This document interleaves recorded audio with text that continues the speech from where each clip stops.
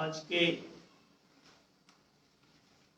Facebook live कार्यक्रम में पुनः आप सभी का स्वागत है।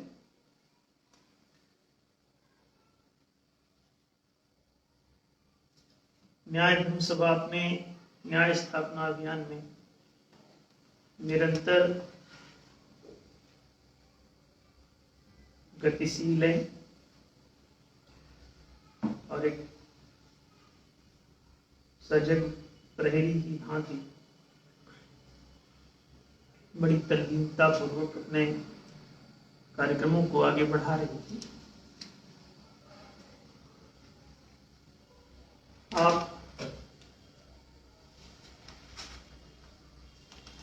सभी न्याय धर्म सभा से जुड़े हुए सदस्यगण नियमित रूप से रविवार 8 बजे इस लाइव प्रोग्राम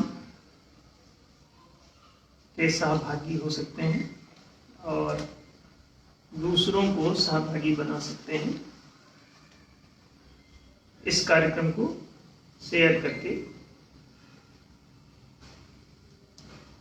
तो सबसे पहले तुरंत ही सब लोग जुड़ें और जोड़ें के कार्यक्रम के तहत इसका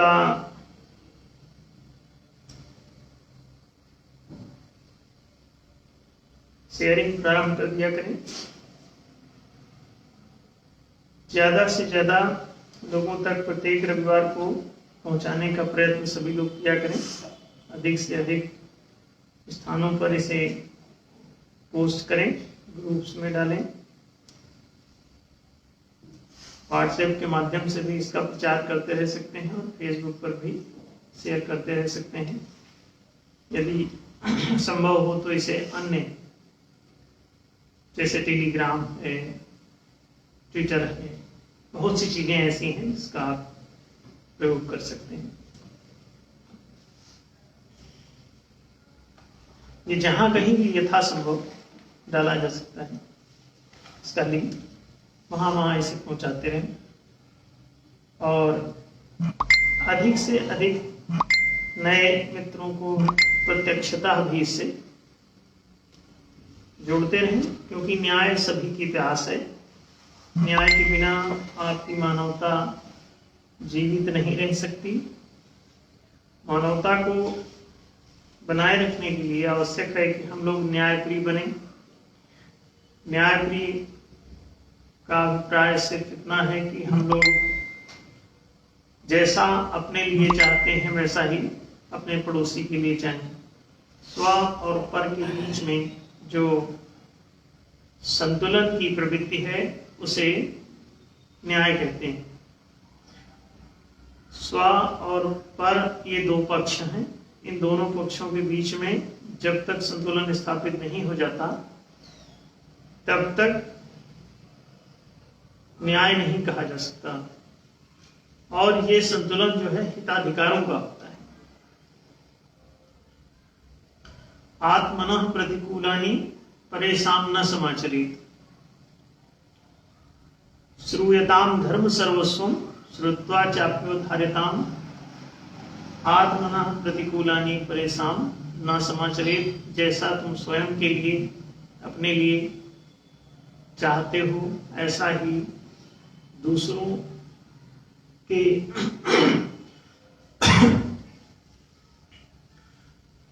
हितों का ख्याल रखो। तो स्वहित और परहित के बीच का जो संतुलन है इसे न्याय कहते हैं। तो इसे समझना आवश्यक है कि न्याय स्व और पर के बीच हितों का संतुलन। हम लोग सामाजिक प्राणी तभी कहला सकते हैं मनुष्य होने के नाते जब हम सामाजिक हितों की सहभागिता बनाए रखें। और ये 4 बातें हैं मुख्य रूप से। एक तो मामला शिक्षा का है, दूसरा मामला रोजगार का है, तीसरा आवासीय सुविधाओं का है और चौथा मामला संरक्षण का है। संरक्षण में चिकित्सा, सुरक्षा, बीमा, बैंकिंग, पेंशन, आश्रय, पीएफ, ऐसी तमाम बातों का समावेश होता है। तो आप लोग समझ सकते हैं कि ये चार बातें ऐसी हैं राष्ट्रीय तल पर जिन्हें जनाधिकार के नाम से जाना जाता है। तो जो जनाधिकार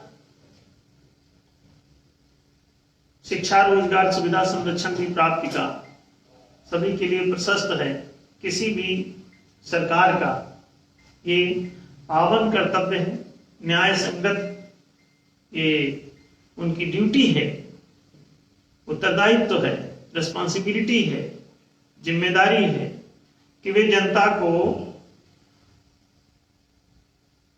समान रूप से शिक्षा, रोजगार, आवासीय सुविधा और चिकित्सा आदि संरक्षण प्रदान करें।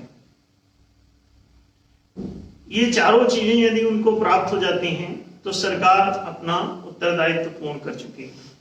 अभी इसी सिलसिले में एक प्रश्न संगठन के एक वरिष्ठ कार्यकर्ता रुपेश जी ने रखा है, जिसमें उन्होंने पूछा है कि अभी भारत के 5 राज्यों में विधानसभा चुनाव संपन्न हुए, जनता फिर विशिष्ट राजनैतिक दलों को इस आशा से पूर्ण बहुमत प्रदान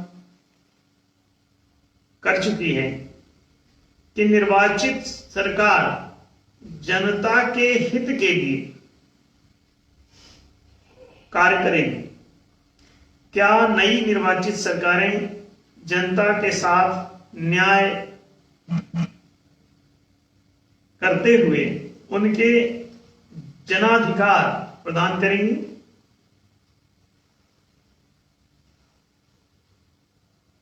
ये एक प्रश्न है।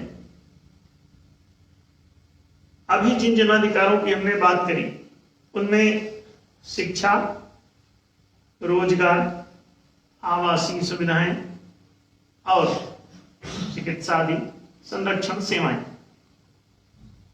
चार ये किसी भी सरकार के नैतिक कर्तव्य हैं जनता के प्रति।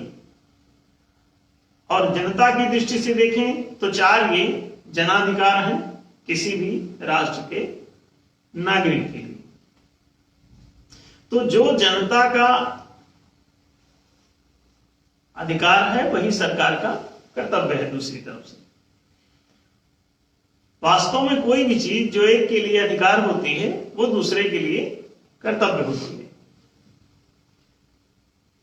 और अधिकार हमेशा छोटों के लिए और कर्तव्य हमेशा बड़ों के लिए प्रशस्त होते हैं। अक्सर करके लोग छोटों को कर्तव्य सिखाने लगते हैं कि दिस इज योर ड्यूटी।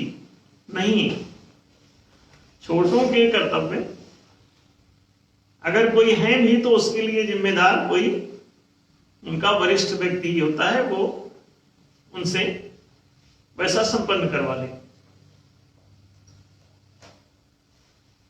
व्यक्तित्व जिस क्रम से विकसित होता चला जाता है उस क्रम से ही जिम्मेदारी की अनुभूति होती है, उत्तरदायित्व की अनुभूति होती है, फीलिंग ऑफ रिस्पॉन्सिबिलिटी पैदा होती है।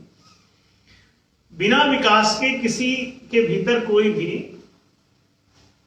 कर्तव्य बोध नहीं रहता। तो ये शिक्षा और संस्कारिता का विषय है। तो जितना शिक्षित सुसंस्कृत आप होते चले जाते हैं उतने ज्यादा कर्तव्य बोध से युक्त होते चले जाते हैं। लेकिन शिक्षित सुसंस्कृत होने के पश्चात यदि आपको शिक्षा का ही अधिकार नहीं है तो शिक्षित कहां से हो जाएंगे? फिर आपको आगे और सभ्यतागत बातें आपको सुलभ नहीं, रोजगार नहीं है, आवासीय सुविधाएं नहीं है बस्ती में आपके लिए, फिर चिकित्सा, सुरक्षा, बीमा, बैंकिंग, पेंशन, पीएफ, आश्रय, इस तरह की सेवाएं आपके लिए सुलभ नहीं हैं, तो आप समाज में सुरक्षित नहीं रह सकते। तो आपको असभ्य वातावरण कभी भी सद्भावी नहीं बना सकता। तो सही शिक्षा, सही संस्कारिता और सही सामाजिक व्यवहार और सही आध्यात्मिक उपचार, ये आपको ऊंचा उठा सकता है।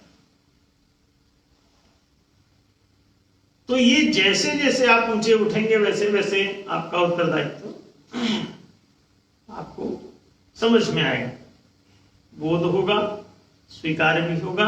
लेकिन इन सब अधिकारों के पश्चात तो छोटों के लिए पहले तो अधिकार की ही जरूरत है, और फिर जब वो जैसे जैसे बड़े होंगे तो धीरे धीरे धीरे धीरे कर्तव्य की मात्रा उनके भीतर बढ़ेगी, अनुभूति बढ़ेगी, समझ बढ़ेगी। मतलब नींव में तो अधिकार ही है। तो मानवाधिकार, जनाधिकार, विशेषाधिकार जैसी चीजें सरकार अगर नहीं सुलभ कराती है तो जनता कभी भी कर्तव्य बोध से युक्त नहीं हो पाएगी। इसीलिए कहा गया यथा राजा तथा प्रजा, महाजनों येन गता सपंथा। आगे वाले लोग जैसे जैसे काम करते हैं, सही या गलत, पीछे वाले वैसा वैसा ही सही अथवा गलत करने लगते हैं। आप देखें कि किसी के घर में माता पिता जो भी खाते पीते जीते रहते हैं, बच्चे उनको देखते हुए उसी प्रकार से खान पान, रहन सहन सब कुछ अपना लेते हैं, वेशभूषा भी वही पहनने लगते हैं। आप देखिए यहाँ पे जैसे कोई भी अरेबियन वेशभूषा पहने नहीं दिखता, तो क्यों नहीं दिखता? क्योंकि उनके माता पिता वैसा नहीं पहन रहे। अगर यहां भी कोई पहनने लग जाए तो उसके बच्चे आराम से उसको पहन के घूमेंगे, इधर उधर चलते रहे। इसका मतलब ये है महाजनों येन गता सपंथा, सामान्य आदमी की यात्रा यही है। प्रकृति जो है वो हमेशा बड़े की तरफ खींचती है। संस्कृति जैसे जैसे आती है तो फिर आपको जो कुछ भी सही है उसके अनुसार करने की हिम्मत देती है। तो सामान्यतः तो पहले प्रकृति ही हावी है, तो उसको सबसे पहले बड़े लोग कर्तव्य को स्वीकार करें, कर्तव्यों का पालन करें, तो पीछे से देखते देखते उनको, उनके पीछे आने वाले उन सभी कर्तव्यों को स्वतः स्वीकार करके करने लगते हैं। तो सरकार का जो कर्तव्य है जनता के प्रति कि वो चारों जन सेवाएं जनता को प्रदान करे, शिक्षा सेवा, रोजगार सेवा, सुविधा सेवा, संरक्षण सेवा। ये चारों सेवाएं अगर सरकार जनता को दे सके और इसके लिए 4 भाग में राजकोष से बजट बनाए, 25%, विद्या बजट 25%, जीविका बजट 25%, एकोमोडेशन बजट, आवासीय सुविधाओं का, और 25% संरक्षण बजट। ये चारों बजट 100% शुद्ध बजटीकरण को जन्म देते हैं। इन चारों मदों पर यदि समान रूप से 25-25% राजकोष का वितरण हो और उस धन से प्रजा को शिक्षा, रोजगार, सुविधा, संरक्षण समुचित रूप से सुलभ कराया जा सके, तो जनता सदैव तृप्त रहेगी, उसके हिताधिकार सुरक्षित रहेंगे। अब सवाल ये उठता है, प्रश्न ये पूछा गया है कि जनता तो इसी अनुभूति से ही इन राजनीतिक दलों को वोट देती, बहुमत प्रदान करके उनको वहां बैठाती है। लेकिन ये जो निर्वाचित सरकार है, ये जनता के इन चारों हितों के लिए कितना रेस्पॉन्सिबल अपने को फील कर पाती है। अब देखिए, राजनीतिक पदों पर पात्रता अनुसार पद नियोजन की कोई व्यवस्था नहीं, उसके लिए आज तक कोई पात्रता निर्धारित नहीं है। आजादी के बाद से जब से संविधान लागू हुआ है, अभी तक उसमें किसी भी पात्रता का निर्धारण नहीं है। उसमें घोर अपात्र व्यक्ति, यहां तक कि अपराधी भी चुनाव लड़ रहे हैं। जिंदगी भर डकैती मारने के बाद वो उतर सकता है, तो मर्डर, हत्या के तमाम केसेस ऊपर चलते हुए भी लोग करते रहेंगे। भ्रष्टाचार में लिप्त हैं, आरोप है या सिद्ध भी हो गया है, तो भी चुनाव लड़ रहे हैं। इसका कोई क्राइटेरिया नहीं है। बहुत से लोग शिक्षित भी नहीं है और चुनाव लड़ रहे हैं। अब विद्या विहीना पशुवीर समाना, तो पशुओं का नेतृत्व तो आपको मिल रहा होगा। और शिक्षित होने के बाद बहुत से लोग व्यापार आदि कार्यों में लिप्त हैं और दिन भर लाभ की लिप्सा से व्यापार करते हैं, और वो भी चुनाव लड़ गए क्योंकि पात्रता का कोई निर्णय नहीं है। तो बहुत सारे जो कृषि क्षेत्र में हैं वो भी चुनाव लड़े जा रहे हैं, बहुत सारे जो वाणिज्यिक क्षेत्र में हैं वो भी चुनाव लड़े जा रहे हैं, बहुत सारे लोग राजकीय पदों पर हैं। कोई सैनिक है, रिटायर हुआ, वो भी चुनाव में उतर गया।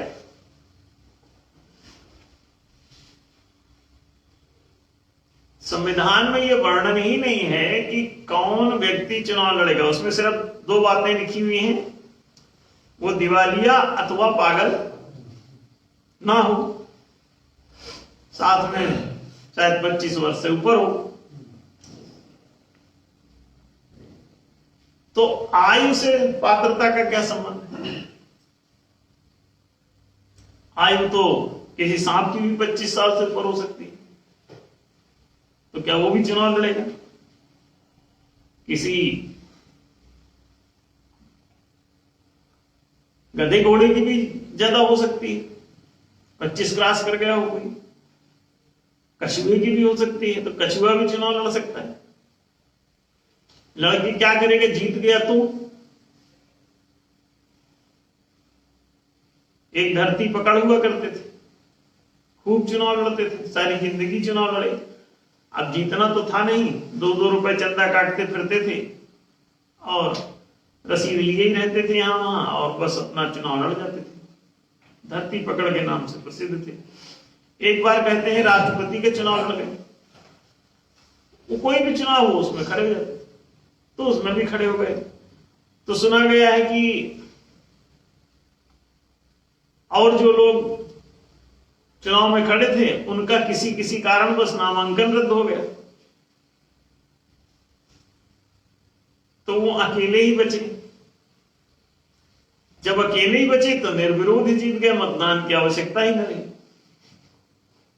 एक ही कैंडिडेट है तो वोटिंग का जरूरत नहीं रहता, तो वो तो निर्विरोध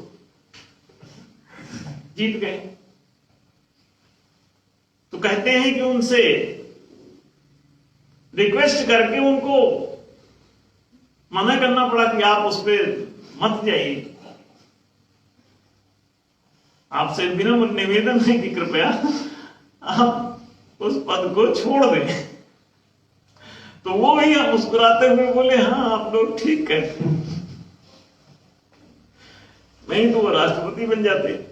आपकी प्रणाली कितनी कमजोर है, आप सोच के देखें।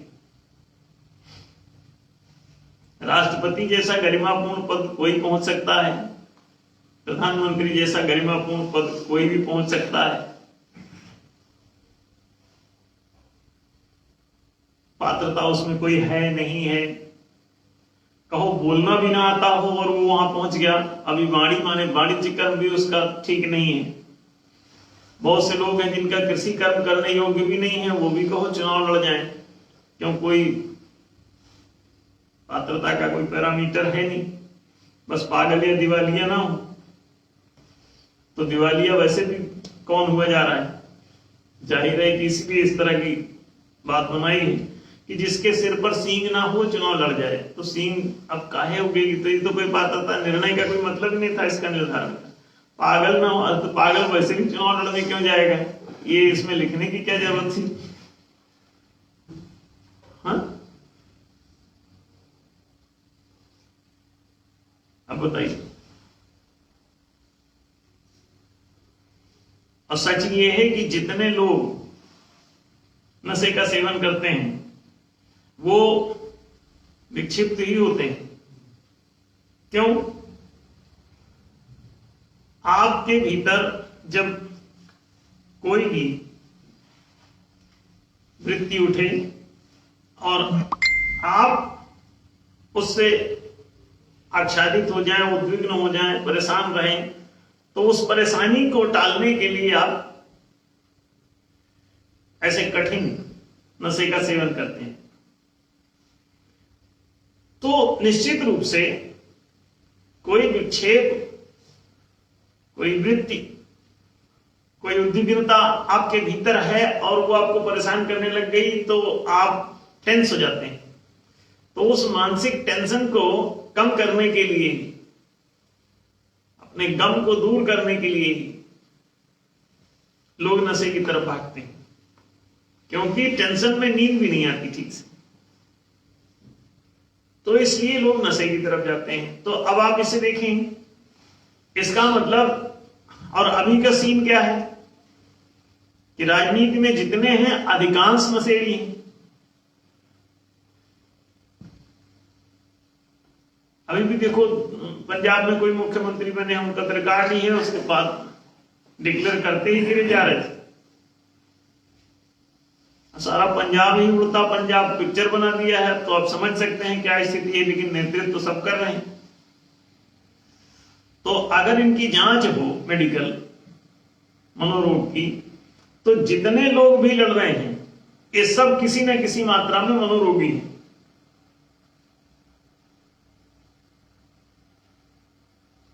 अधिकांश इलेक्शन लड़ने के लिए तैयार लोगों में अधिकांश मनोरोगी मिलेंगे और इसीलिए विक्षिप्तों जैसी उनकी हरकतें हैं। मनोरोग की मात्रा थोड़ी कम ज्यादा भी होती है, जैसे कि लोग कहते हैं हाफ माइंड। तो ये पागल तो है ही संवैधानिक रूप से, तो वैसे भी चुनाव लड़ने का अधिकार नहीं है, टेस्ट नहीं हुए होंगे। अगर मनोरोग की जांच हो तो इनमें सब में कोई ना कोई मनोरोग मिलेगा। तो जो विक्षिप्तता क्या है? मनोरोग। तो जितने मनोरोगी हैं, कॉम्प्लेक्स हैं लोग, ज्यादातर नेतृत्वकर्ता इंफीरियरिटी कॉम्प्लेक्स से ग्रस्त रहते हैं और इसीलिए वो बड़े से बड़े पद पे जाने की चेष्टा करते रहते हैं, क्योंकि जिसके अंदर बहुत निम्नता का बोध है, न्यूनता का बोध है, इंफीरियर फीलिंग है, तो बहुत ज्यादा सुपीरियरिटी की खोज करता है। राजनीति उसके लिए खुला मैदान है, क्योंकि उसमें बड़ा बड़प्पन दिखाई देता है। आर्मी भी सलूट मारती है और पुलिस वाले भी सैल्यूट करते हैं। तो फिर ऐसी स्थिति में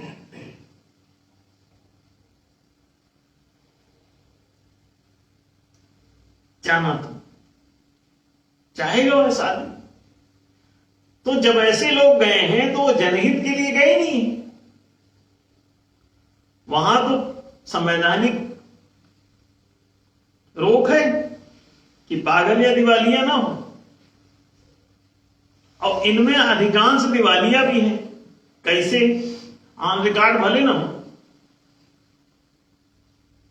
लेकिन इनका जो कुछ भी उपार्जन है वो इनके व्यय से क्या है, कम है। व्यय बहुत करते हैं राजनीति में जितने लोग हैं, चुनाव खर्च ही इतना ज्यादा है कि चुनाव खर्चे से ही सिद्ध हो जाता है कि वो सब दिवालिया होंगे।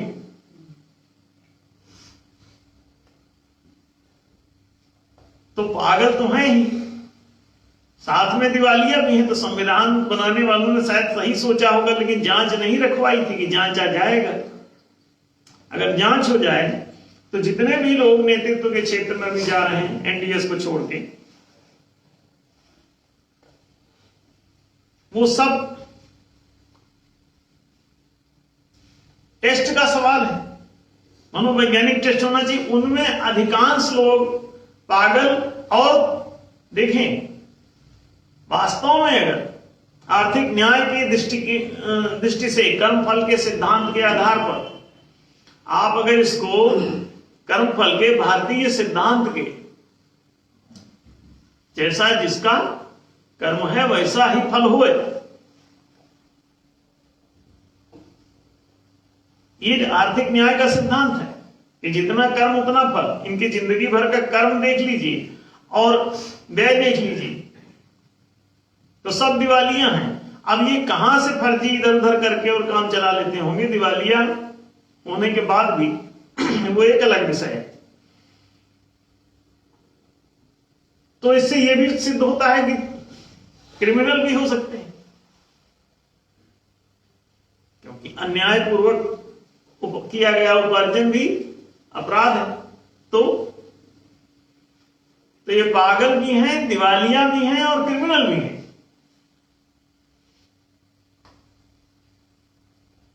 जितने भी दल या निर्दल जो भी वहां पहुंचे हैं, उनमें अधिकांश की, अब ये जांच का सवाल है। जब भी कभी कोई चुनाव आयोग एक जांच की प्रक्रिया प्रारंभ करेगा, दिवालियेपन की जांच होनी चाहिए, पागलपन की भी जांच होनी चाहिए और क्राइम की भी जांच होनी चाहिए। और अगर ये सब जांच होगी तो मोटा मोटा ही वो लोग सब सिद्ध हो जाएंगे।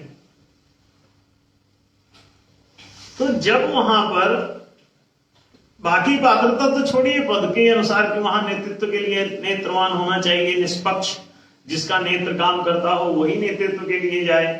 तो निष्पक्ष तो किसी का नेत्र है नहीं। वहां तो लोग हल्ला मचाते हैं कि जो हिंदू हित की बात करेगा वही देश पर राज करेगा। कोई कहता है जो मुस्लिम हित की बात करेगा वही देश पर राज करेगा। कोई इसे इस्लामिक राष्ट्र बनाने के चक्कर में लगा हुआ है, तो कोई हिंदू राष्ट्र बनाने के चक्कर में लगा हुआ है। तो निष्पक्ष कहां है?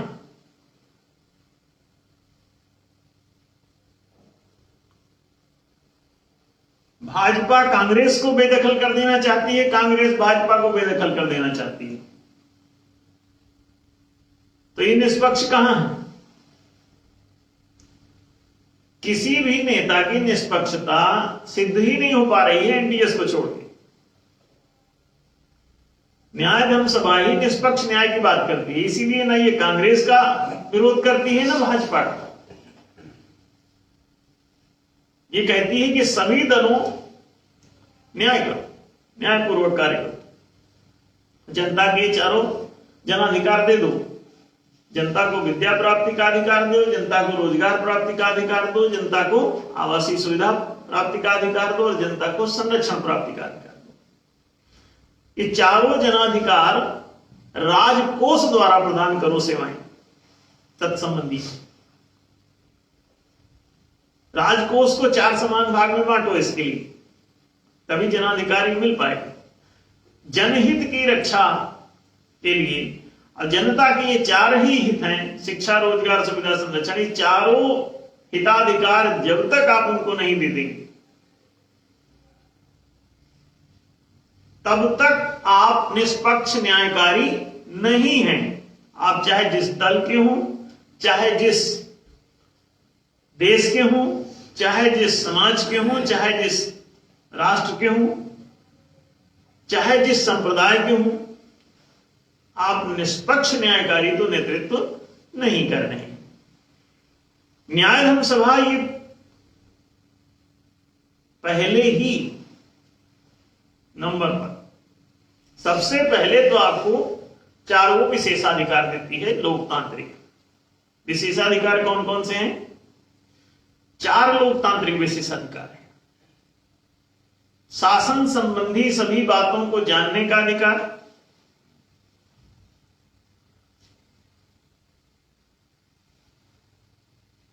तत्संबंधी समीक्षा का अधिकार, तत्संबंधी प्रस्ताव का अधिकार एवं तत्संबंधी नियंत्रण का अधिकार। अब देख लीजिए, 4 ये विशेषाधिकार है जनता के। अगर ये चारों विशेषाधिकार प्राप्त हो जाते हैं तो जनता वैसे भी अपने जनाधिकार ले लेगी, सारे हिताधिकार अब बाकी सब सुरक्षित हो जाएंगे। आप ये चारों लोकतांत्रिक विशेषाधिकार दे दो तो कोई भी शासन निरंकुश नहीं रह पाएगा। जनता का उस पर नियंत्रण मतों द्वारा उपस्थित हो जाएगा। 12 voting power, 12 veto power. Voting power से निरंकुश शासन पर नियंत्रण जनता का स्थापित हो जाता है और निरंकुश प्रशासन पर नियंत्रण के लिए 12 वीटो पावर की आवश्यकता होती है। वोटिंग पावर और वीटो पावर, ये 2 चीजें ऐसी हैं जो जनता को शासन पर नियंत्रण प्रदान करती है। तो शासन निरंकुश हो जाएगा तो ये जनहित के कार्य नहीं करेगा। तो अभी ये पार्टियां जो जीती हैं, चूंकि ये सब निरंकुश शासन के स्वरूप में प्रतिष्ठित हो जाती है, इसलिए जनता अपने जनहित इनसे हासिल नहीं कर सकती, जनाधिकार इनसे प्राप्त नहीं कर सकती। क्यों? जनता के हाथ में, जनतंत्र में कुछ भी नहीं दिया गया है। जनतंत्र है लेकिन जनता परतंत्र है।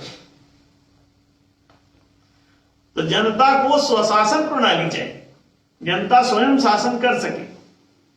शासन के पदों पर बैठा हुआ आदमी शासक हो जाएगा, राजा हो जाएगा जब वही सब कुछ करेगा, जनता के सहमति के बिना ही सब काम करेगा, सभी नियम नीति निर्णय जनसहमति के बिना ही पारित खारिज होने लगेंगे।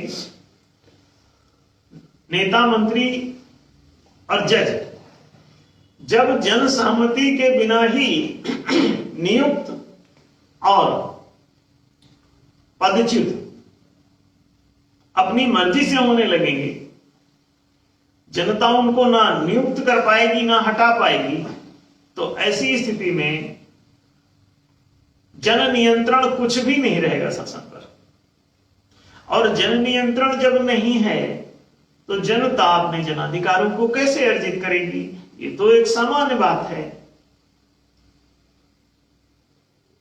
और वहां पर अपात्र लोग पहुंचे क्योंकि पात्रता का कोई परीक्षण नहीं हुआ, आप दिवालिया हैं कि नहीं है वास्तव में नहीं देखा गया, वो जो बता दिया सो मान लिया गया। सच बात यह है कि जब इसके पास उपार्जन के लिए कितने घंटे ये काम करता है और जो इसका व्यय है वो देखा जाए, 40-40 लाख की लिमिट दे दी गई है। 40 लाख रुपए कौन आदमी है, कौन नेता है जो कमा रहा है?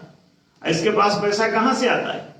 जब देखोगे तो वो पैसा अनुपार्जित धन कहीं से ले रहा है, कहीं पर वो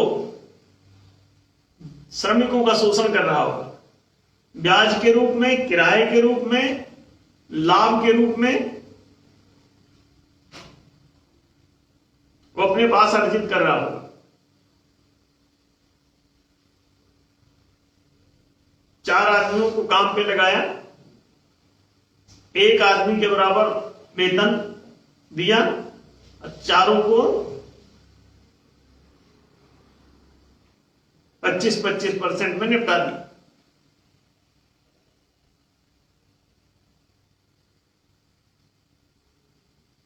अब ऐसी स्थिति में उसके पास जो बचेगा वो 75% एक्स्ट्रा, क्योंकि वो श्रमिकों का, अच्छा श्रमिकों को इस दशा में काम करने की मजबूरी क्यों हो, छोड़ के भाग क्यों नहीं जाते? उत्पादन का 4% ये देके भी श्रमिकों को अपने साथ लगाने में सफल है और भाग नहीं रहा, हैंड टू माउथ हो रखा है। घर में घोर गरीबी है और काम 16-16 घंटे तक कर रहा है, इसके बावजूद वो भाग नहीं रहा। भाग के जाएगा कहां? जो 2 रोटी मिल जाती है वो भी खत्म हो जाएगी तो भूखों मर जाएगा। तो कपड़ा मकान के चक्कर में रोटी भी चली जाएगी। तो केवल रोटी मिल जाती है, कपड़ा मकान का शॉर्टेज उनका लगातार बना रहता है। रोटी भी बहुत अच्छी नहीं कि पिज्जा बर्गर खा सके। ये तो भैया जो बड़े लोग हैं तथाकथित, जिन्होंने उसका सब लूट लिया है, वो पिज्जा बर्गर वाले हैं। अब बाकी उनके हालात खराब हैं। तो वो उस स्थिति में कैसे आते हैं कि उनको बेरोजगार रखा जाता है। संसाधन छीन लो, बेरोजगार हो जाएंगे। तो फिर कहोगे कि अब रोजगार दिया नहीं तो नौकरी के लिए आवेदन करो। जिसका जिसका रोजगार माने संसाधन रिसोर्स छिन जाएगा, वो सब Naukri.com में खड़े हो जाएंगे। तो Naukri.com में जब ज्यादा भीड़ लग जाएगी तो आपको एक की मजदूरी के द्वारा 4-4, 8-8 भी मिल जाएंगे।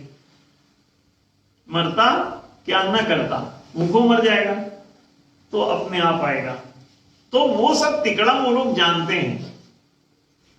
अब जैसे हम कहते हैं कि आप जनाधिकार अच्छा नहीं देना चाहते हो तो रेपो रेट हटा दो, उसके बाद मत दो जनाधिकार।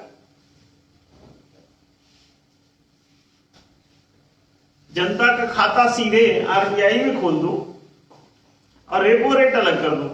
लिक्विडिटी वहां से उसे पूंजी मिल जाएगी। मौद्रिक पूंजी सुलभ होते ही सारे रिसोर्स मुद्रा के द्वारा खरीदे जा सकते हैं। किसान जो है कृषि भूमि खरीद लेगा, वाणिज्य जो है वो वाणिज्यिक सभी मशीनें, दुकानें सब बना लेगा। अब ये 2 ही क्षेत्र रोजगार के हैं, बाकी तो सब राजकीय। तो राजकीय पदों पर तो सब ठीक ही है जो कुछ चल रहा है। सिर्फ वेतन का वहां पर वैषम्य है, तो वो भी जब वहां भी विषमता में क्यों जा रहा है? अगर रेपो रेट हटा दोगे तो अगर कम वेतन दोगे वहां पर, नेता से प्रधानमंत्री से राष्ट्रपति से अगर कम वेतन दोगे तो वो कहेगा इससे अच्छा हम लिक्विडिटी लेके जा रहे हैं, अपना बिजनेस करने, आप रखो अपने पास। इससे ज्यादा तो एक ही दिन में कमा लेगा जितना आप महीने में देंगे, तो वो बाहर चला जाएगा। तो इसका मतलब ये है कि तब फिर आपको उचित वेतन देना पड़ेगा सरकारी पद पर, तभी आदमी आएगा। न्यायोचित वेतन नहीं दोगे, समान वेतन नहीं दोगे अपने जैसा, तो वो भाग जाएगा। बशर्ते कि रेपो रेट ना हो। रेपो रेट हटाओगे, गुलाम सब गायब हो जाएंगे। रेपो रेट लगा दो, सारी दुनिया गुलाम हो जाएगी। 99% लोग गुलाम हो जाएंगे तो रेपो रेट ना गिराया जाए। अभी भी रेपो रेट जानबूझ के पूंजी एकदम खलास हो गई है, गायब हो गई है, इसीलिए रेपो रेट इस समय गिरा के लगभग 3.5% किया हुआ है। और ये बहुत बड़ी बात है। नहीं करें तो आधी प्रजा मर जाएगी, सब गुलाम हो जाएगी, एक एक रोटी के लिए तबाह हो जाएगी। और रेपो रेट खत्म करिए, लिक्विडिटी पर से बैन हटाइए, अभी बिचौलिए बैंकों के माध्यम से ये धंधा बंद करिए, जनता के साथ सीधे आरबीआई का संबंध बनाइए, खाता सीधे आरबीआई में खोलिए, आरबीआई की शाखाएं प्रत्येक ग्राम पंचायत में खोलिए। हम क्या कह रहे हैं? नेताओं को कहो जो मर्जी जाओ करो, मत लो रिस्पॉन्सिबिलिटी। चुनाव जीत गए हो, जाओ खाओ उड़ाओ, पूरा राजकोष खा जाओ, मत दो शिक्षा, मत दो रोजगार, मत दो सुविधा, मत दो संरक्षण, 100% तुम पी जाओ, फिर भी जनता जनार्दन हो जाएगी। कितनी बड़ी बात है। But they will not do. ना वो आपको ये जनाधिकार देंगे और ना रेपो रेट खत्म करेंगे। खत्म भी करेंगे तो आपका खाता नहीं खोलेंगे, बात वही रहेगी। रेपो रेट खत्म भी कर देंगे तो आपका खाता नहीं खोलेंगे, आपको जाने नहीं देंगे आरबीआई तक कि आप वहां से डायरेक्ट ले सकें। वो आप बिचौलिए के पास जाएंगे, बिचौलिए से 8% कमीशन वो लेंगे और 8% वो अपना खाएगा, जोड़ करके आपसे पूरा वसूल लेगा। आप काम करिए, 16% उनके घर में जमा करिए, उस पैसे को अपने खाते में जोड़ लेते हैं, कहते हैं उनकी इनकम है। हाक इनकम है, दूसरे का सीधा सीधा तुम माल मान रहे हो, मेहनत उसकी तुम अपने खाते में जमा कर ली। क्या बात है। लेकिन ये सब आपको चूंकि सब हजारों वर्षों से मूर्ख बनाया गया है, इसलिए अब सडन एकदम आप लोग समझ जाएंगे, थोड़ा कम अपेक्षा है। लेकिन अब शिक्षा बढ़ी है तो थोड़ी आशा भी बढ़ी है कि शायद बुद्धि कुछ खुल गई हो, तो हल्का फुल्का आप लोग समझेंगे। और जैसे जैसे समझेंगे, मात्र रेपो रेट आप हटाइए, 32 साल से समझाने लोग, अभी भी हम फेसबुक पे डाल देते हैं, सन्नाटा छा जाता है, किसी की औकात नहीं उस पर टिप्पणी करने की। एक पिछले 4-5 साल से पोस्ट डाली हुई, हमने पोस्ट डालते समय हमने लिखा कि रेपो रेट की हम डाल रहे हैं, इस पर कोई माई गलाट टिप्पणी करने नहीं आएगा। बड़े से बड़ा विद्वान को चुनौती सहित डाला है और आज तक कोई नहीं आया नीचे। हजारों तो हमारे जुड़े हुए, एक से तोपचंद पढ़ते डूब, वो जानते हैं इस पे आया फंसा।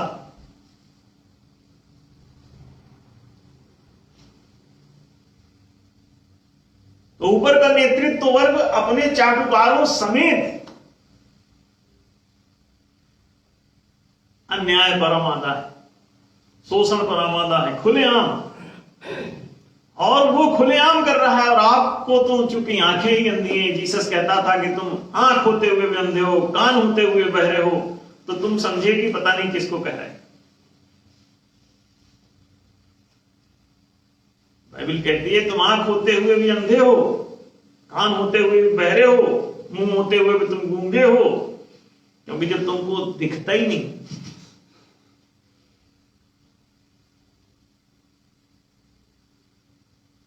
तो कैसी आंख वाले हुए। हम ये जो कह रहे हैं कितने लोग सुन पा रहे हो, सुन देखो, अधिकांश तो बहरे ही होंगे। सुनना ही बहुत नहीं, सुन के नहीं समझे तो ना सुने जैसा है, देख कर नहीं समझे तो ना देखने जैसा है। कोई चीज कब बोलना, क्या बोलना, कितना बोलना, ये अगर आप नहीं समझते हैं उसके पीछे का सार, तो आप मुंह होते हुए भी गूंगे हैं।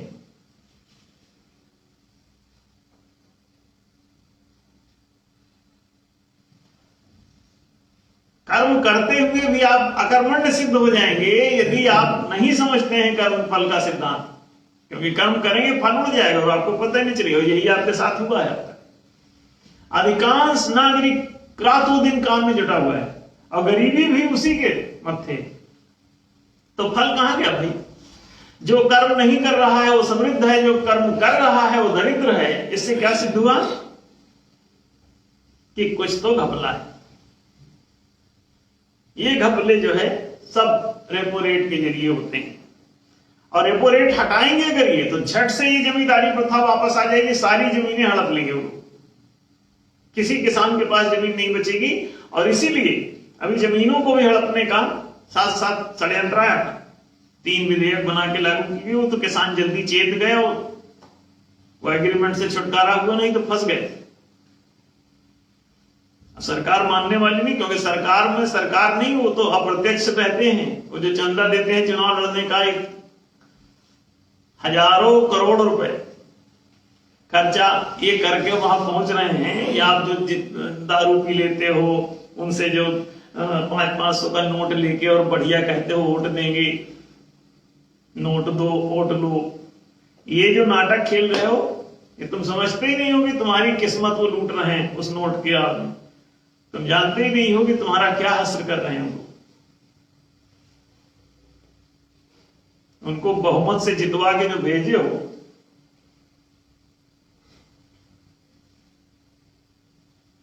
भेजते आए हो, वही तुम्हारी दरिद्रता, भूखमरी, तबाही, बीमारी, बेघरी, गंवारपन के मूल है।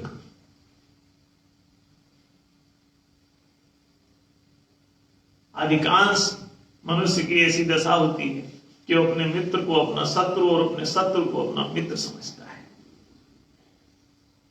जिनको जिनको मित्र समझ के आपने वोट दे डाला है, वो एक जयकारा लगाएंगे, जय श्री राम, धड़ाधड़ वोट। सोचो कि जब मंदिर बन जाएगा तो नजारा क्या होगा, हैं?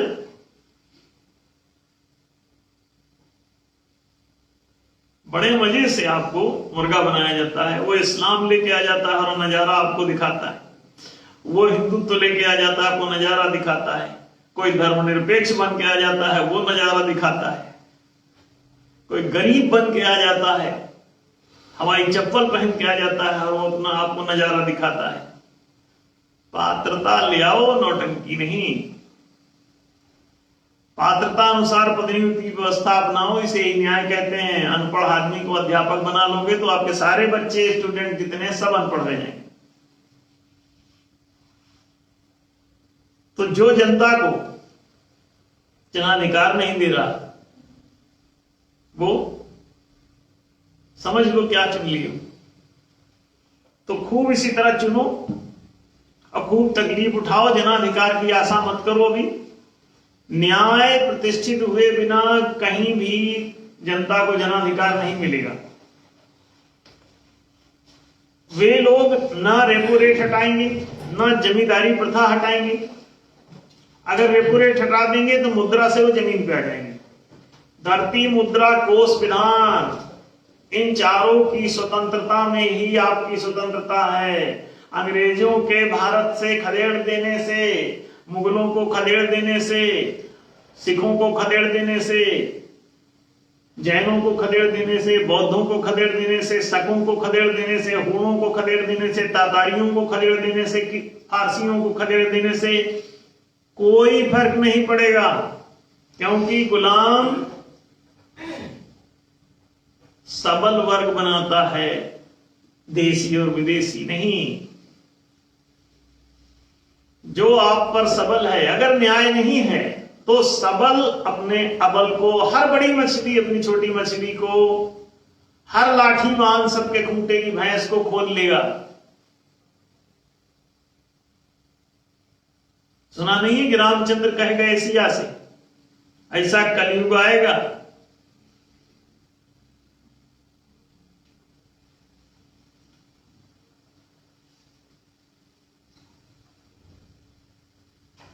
हाथ में जिसके लाठी होगी भैंस वही ले जाएगा। तो भी ताकत पर, शक्ति पर शासन खड़ा है, सत्य पर शासन को खड़ा करना होगा। जब शासन सत्य पर खड़ा होगा तो सत्य ये कहता है कि इस जगत में एक ही आत्मा है। इसीलिए पंडित दीनदयाल उपाध्याय ने एक पुस्तक लिखी,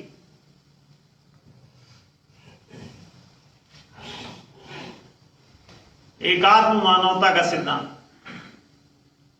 एकात्म मानववाद क्या है?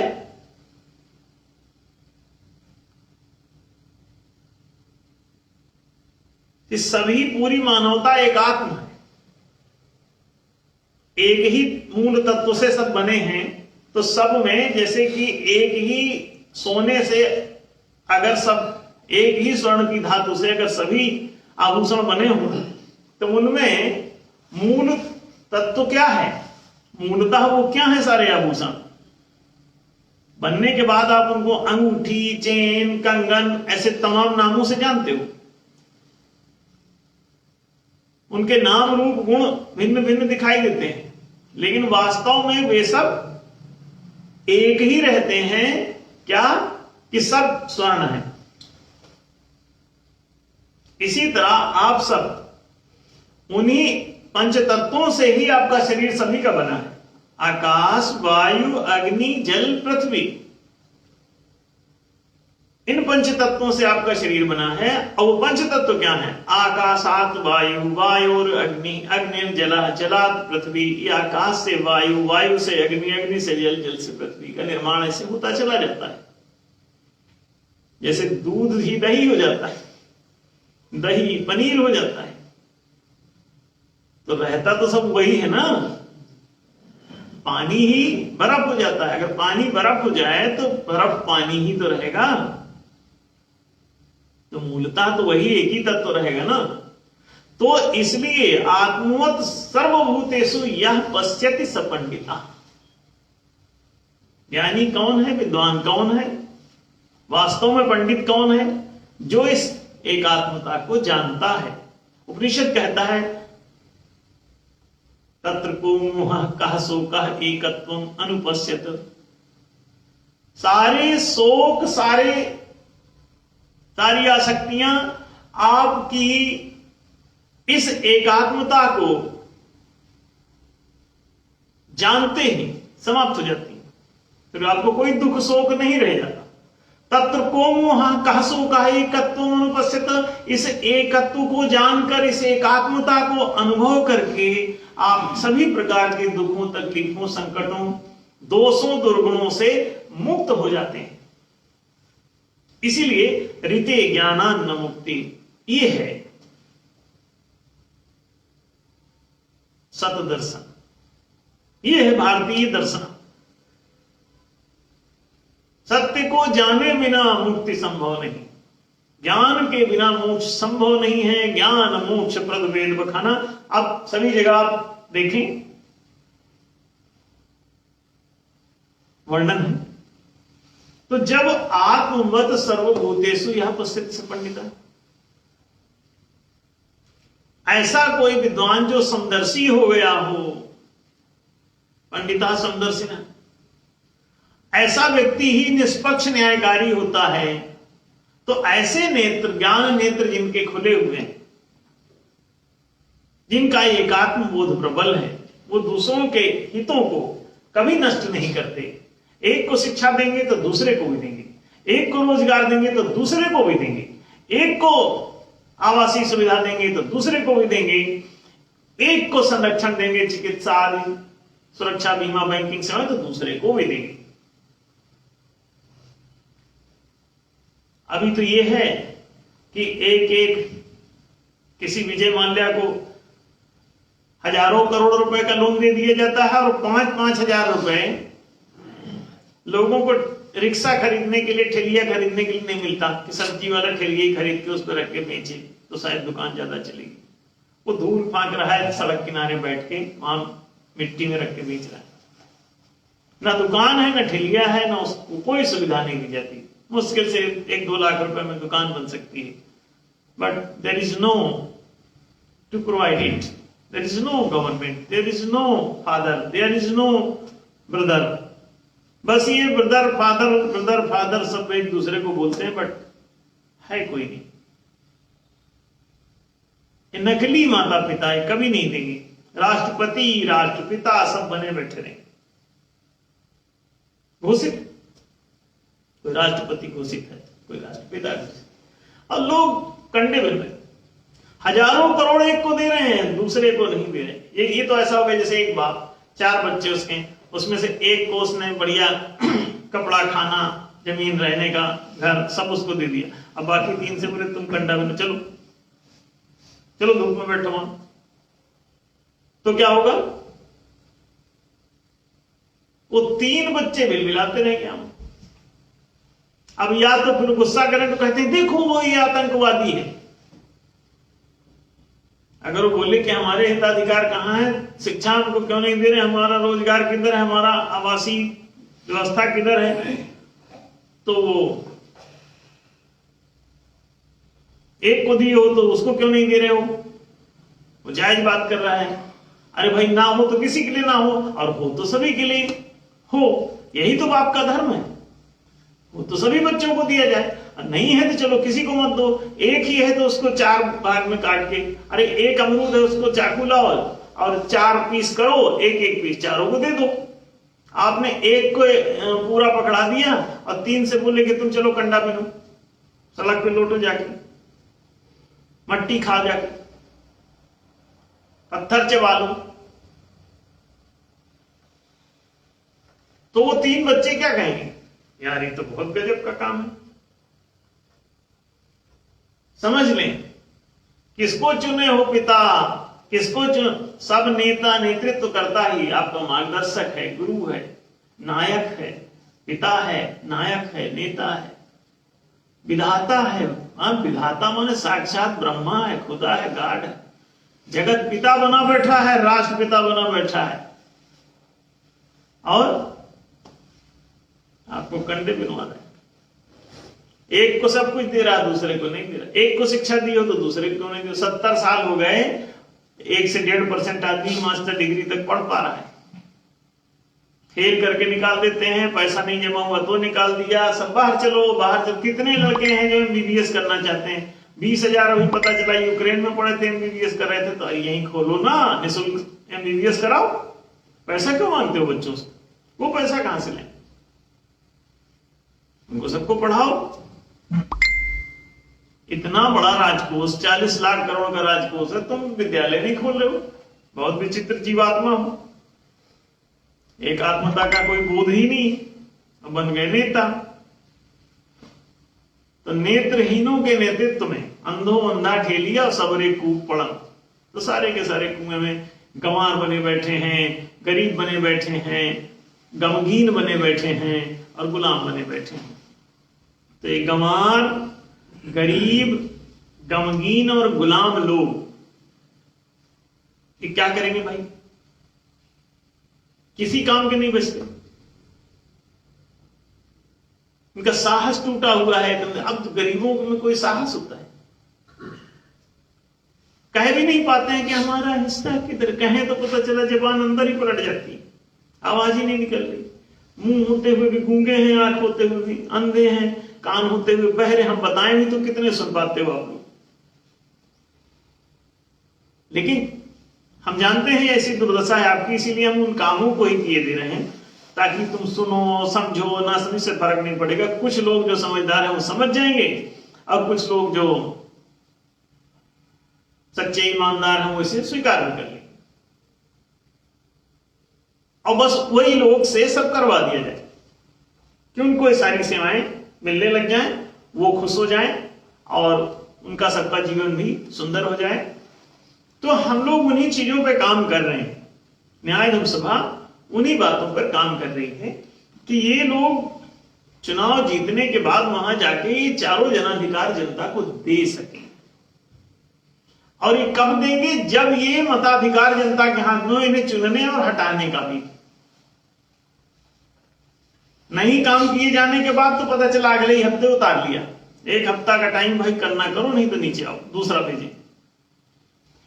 तो जब आप इन्हें चुनने और हटाने दोनों का अधिकार आप अपने हाथ में लेंगे, संविधान में इसे लिखना पड़ेगा। एक बार न्याय धर्म सभा जाएगी, इसको संविधान में दर्ज कर देगी। महालोकतंत्र, सबको 12-12 मताधिकार मिलेंगे प्रत्येक नागरिक को।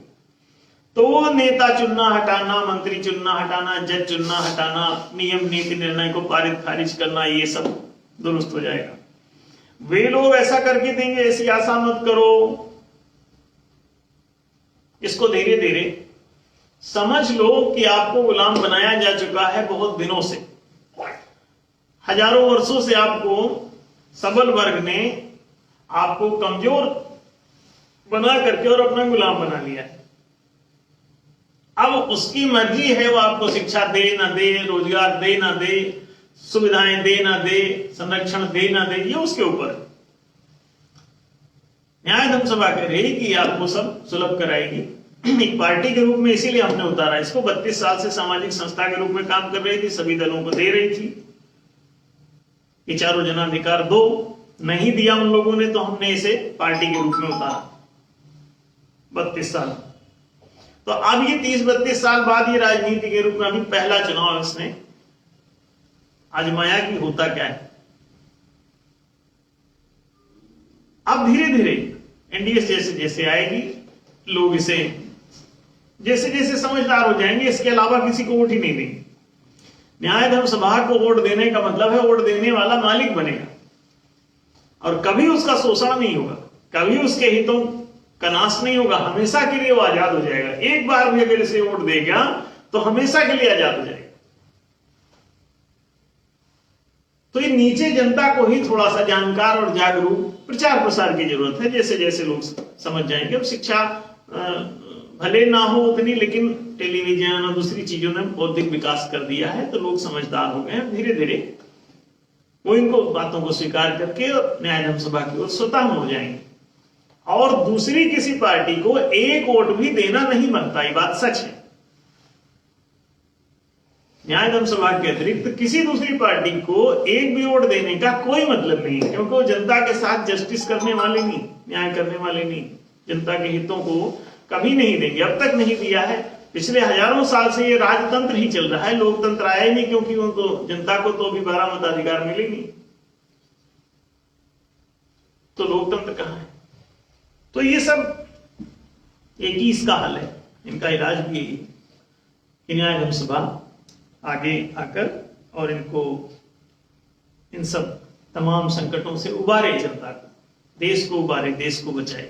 आप सब जैसे जैसे समझदार होते जा रहे हैं, अब आज हजारों इसके कार्यकर्ता और सब लोग धीरे धीरे बढ़ रहे हैं और धीरे धीरे ये लाखों और करोड़ों की संख्या में होंगे और बहुत लंबा समय नहीं, आप इसे 2-4 साल में ही इतना इंफ्रास्ट्रक्चर इसका दूर दूर तक, देश, पूरे देश के कोने कोने तक और दुनिया के कोने कोने तक भी ले जा सकते हो। और सभी जो आज क्रिमिनल टाइप के हैं, बदमाश हैं, वो भी धीरे धीरे वो चाहते वही शिक्षा, रोजगार, सुविधा, संरक्षण है, उसी का अभाव उनको भी था, इसीलिए वो रिफ्लेक्शन मार के उधर गए।